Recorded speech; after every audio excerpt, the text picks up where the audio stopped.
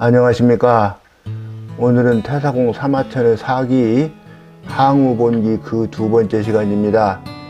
진영이 평소에 동양연에 살면서 말과 행동을 조심하고 신중하게 하는 사람이라 동양연의 사람들이 그를 항상 장자라고 불렀다고 합니다. 동양현의 젊은이들이 현령을 죽이고 서로 수천 명을 모아서 군장으로 삼을 만한 사람을 찾아보았는데 마침 적합한 인물이 없었습니다. 이에 이 젊은이들이 진영에게로 가서 군장이 되어줄 것을 요청했고, 진영은 사양하였지만 결국 억지로 군장으로 추대되고 맙니다. 그러자 현중에서 진영을 따르는 사람들이 2만 명이나 몰려들게 되었지요. 진영은 군사들과 달리 이마에 붉은 두건을 쓰고 푸른 옷깃을 달아 입어 병사들과 구별하고 바로 대중들이 진영을 왕으로 추대하려고 하였습니다. 그러자 진영의 어머니가 내가 너희 집안 며느리로 시집온 이래로 너의 선조가 귀하게 둔 사람이 있다는 말을 듣지 못했다. 그런데 지금 갑자기 왕이라는 대명을 얻으면 상스럽지 못하다. 다른 사람에게 소속되는 것만 못하니 일이 성공하면 그래도 제후에는 봉해질 것이고, 일이 설사 실패하게 되더라도 도망쳐서 숨기 쉬우니 세상 사람들에게 내 이름이 지목되지는 않으리라. 이에 진영이 감히 왕 될 생각을 버리고 군의 장수들에게 말하기를 항신에는 대대로 초나라에서 장군을 지낸 명문 가문이다.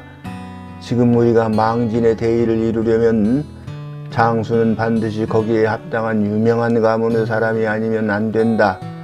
마침 항량의 사자가 우리에게 왔으니 우리가 명문에 의지하여 거사한다면 반드시 진나라를 망하게 할 수 있을 것이다. 이렇게 말하자 군사들이 그의 말을 좇아서 그 군사들을 데리고 항량의 군대에 속하게 됩니다. 항량이 회수를 건너가자 경포와 포장군이 또한 귀속되어 오게 됩니다.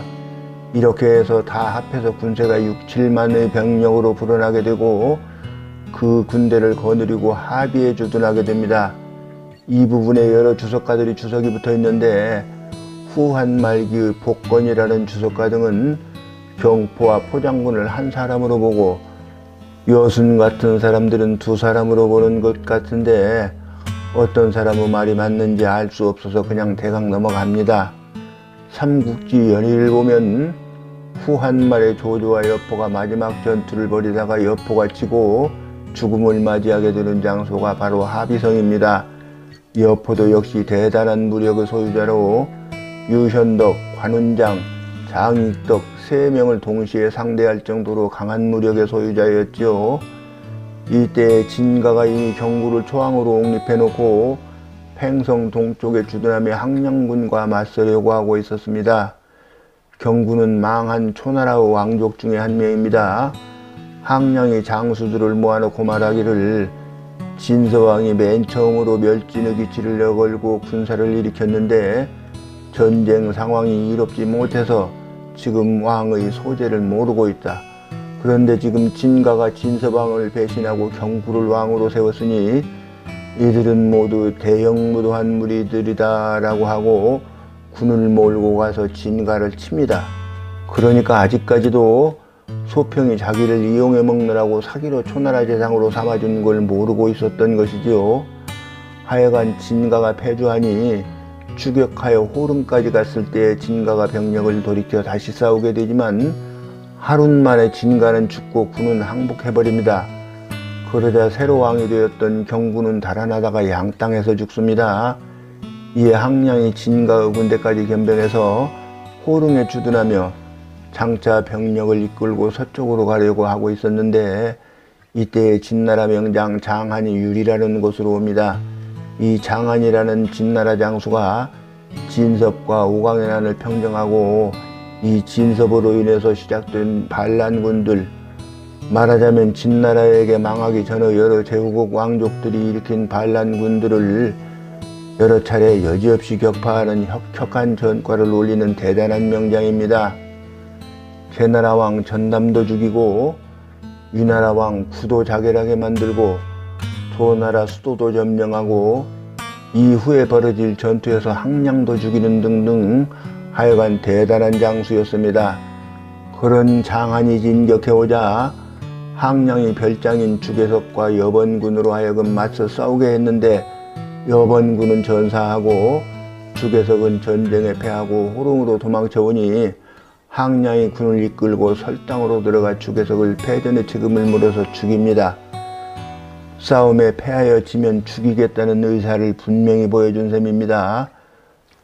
이 설당이 원래 통일 진나라보다 약 1800년이나 앞서 세워진 하나라 때에 이미 후작으로 봉해진 아주 오래된 제후국이었지만 상나라를 거쳐 주나라 때에 이르러서는 제후국인 노나라 땅도 됐다가 나중에 제나라 땅으로 된 곳입니다. 1편에서 항우의 선조를 항땅에 봉해 주었기 때문에 항씨가 되었다라고 말씀드렸었는데 이 항땅도 원래는 제후국 중에 한 나라였는데 춘추전 노희공 17년조를 보면 노나라가 항나라를 멸망시키고 병합해버렸다고 하는 내용이 보입니다.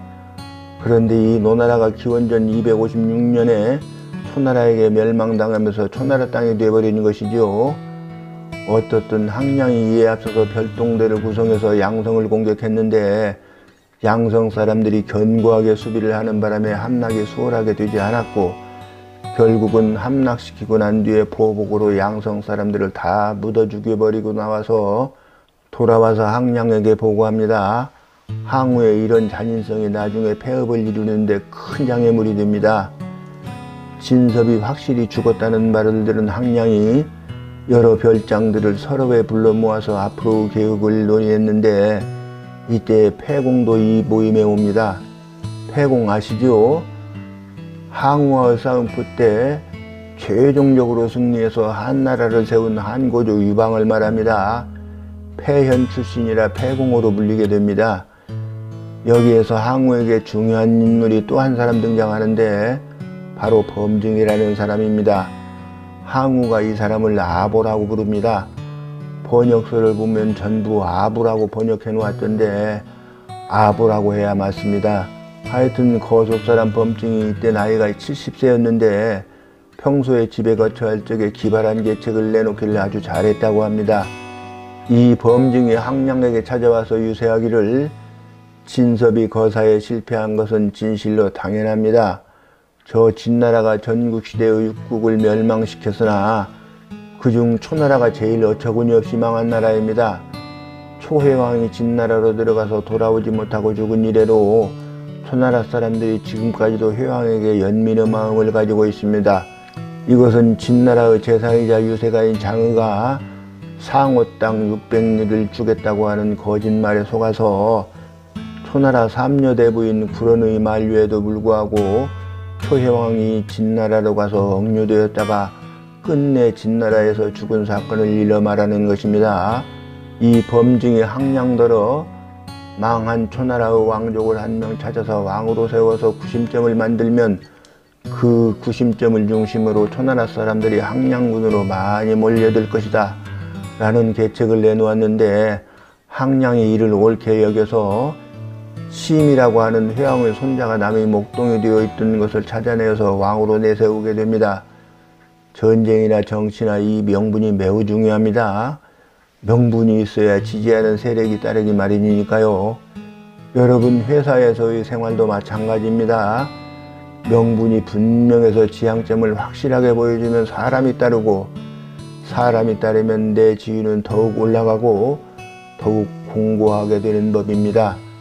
아까 초혜왕이 장의에게 속았다고 했는데 어떻게 속았는지 점입박영 흥미진진하게 이어지는 이야기는 다음 편에서 자세하게 다루기로 하겠고 오늘의 고사성어로 들어가겠습니다.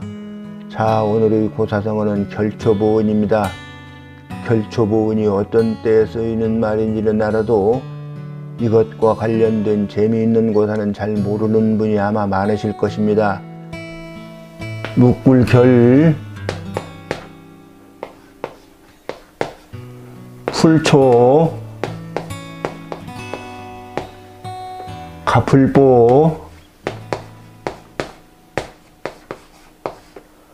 은혜은,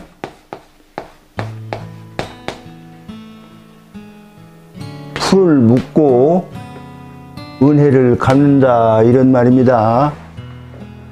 풀을 묶는 것과 은혜를 갚는 것이 어떻게 관련이 있을까요? 한문하시는 분들은 춘추전 선공 15년조 두해의 주에 실린 기사를 보시기 바랍니다.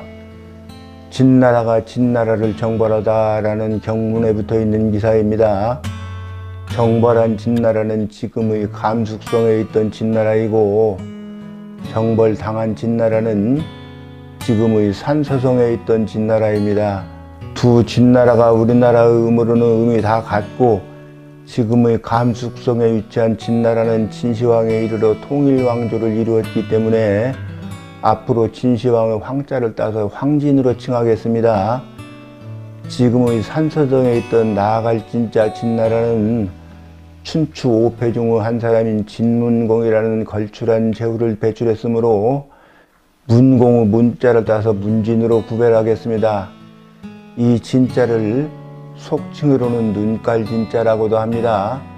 노선공 15년 7월에 황진이 문진을 정벌하러 와서 보시라는 곳에 여러 날 진을 치고 있었는데, 7월 이모일에 문진이 직당에서 군사를 조련하여 적토를 침략하여 여우를 세워주고 돌아오다가 낙이라고 하는 곳에 이르렀을 때 문진의 신하인 위가가 보시에 진을 치고 있던 황진의 군사와 싸워서 이겼는데, 거기에서 또 적장 두회를 사로잡았는데, 이 두회라는 장수가 황진에서도 아주 힘세기로 유명한 용사였다고 합니다. 보시는 성씨가 아니고 지명입니다. 이런 일이 있기 전에 위가의 아버지 위무자가 병이 났을 적에 이 위무자에게 사랑하는 애첩이 한 명 있었는데, 그 애첩에게는 소생의 자식이 없었다고 합니다. 춘추전 노희공 23년조 기사에 이 위무자가 망명을 떠나는 진문공을 따라서 함께 갔다고 되어 있는 걸 보면 망명생활 19년 동안 진문공과 동고동락한 사이인 것 같습니다. 또 진문공이 망명생활을 청산하고 임금이 되었을 적에 위무자가 진문공의 거우가 되었다고 합니다. 거우는 전쟁할 적에 주장을 수레에 동성하여 주장을 보호하는 임무를 맡는 사람입니다. 더구나 임금에게 오는 대단한 무력을 가지고 있어야 되겠지요. 또 조나라와 전쟁할 때에 위무자와 전일이 같은 죄를 짓고도 전일만 죽이고 위무자는 그 재주를 아까워해서 살려주었다고 하는 걸 보면 아마 무력이 대단한 사람이 아니었을까 하는 생각이 듭니다. 아무튼 이 위무자가 처음에 병이 위중하지 않았을 적에는 이 애첩을 내가 죽거든 반드시 개가시켜라 라고 했는데, 병이 깊어지자 이 애첩을 반드시 순장해라 라고 명을 바꿉니다. 그런데 위무자가 죽고 나서 위가가 아버지의 이 애첩을 개가시켜버립니다. 병이 깊어지면 정신이 혼미해지는 법이니 나는 난명을 따르지 않고 치명을 따르리라 라고 생각한 것이죠. 위무자가 죽고 난 뒤에 이 보시에서 벌어진 전쟁에서 두해라고 하는 황진에서도 워낙 힘이 세기로 유명한 용장과 싸우다가 위가가 힘이 붙여서 아마 폐색이 짙었던 모양입니다. 이때 웬 노인이 나타나서 자꾸 풀을 묶어서 위가를 막아주고 있는 겁니다. 물론 이 노인은 이미 죽은 귀신이라서 두해의 눈에는 보이지 않았을 겁니다. 그러다가 두해가 이 노인이 묶어놓은 풀에 걸려서 거꾸러지는 통에 그만 사로잡혀버린 것이었습니다. 그날 저녁 꿈에 아까 전장에서 본 노인이 나타나 말하기를, 나는 네가 옛날에 개가시킨 네 아버지의 애첩의 아버지이다. 네가 돌아가신 네 부친의 치명을 따라서 내 딸을 순장시키지 않고 개가시켜 주었기 때문에 내가 이 때문에 너의 은혜에 보답한 것이다 라고 하였다고 합니다. 그래서 남에게 입은 은혜를 무슨 수를 쓰더라도 반드시 갚는 것을 결초보은이라고 한답니다.